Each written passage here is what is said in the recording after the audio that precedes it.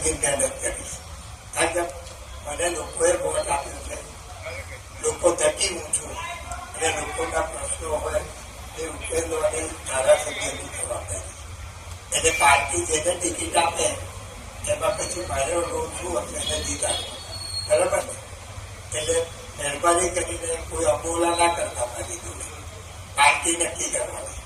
એવા 3 જણ આવેલા, મેં એના બાયોડેટા બી ના લીધો. ભાઈ તારા વિસ્તારમાં લડતા એવું છે, અમારા બહુ કાર્યકર્તાઓ છે.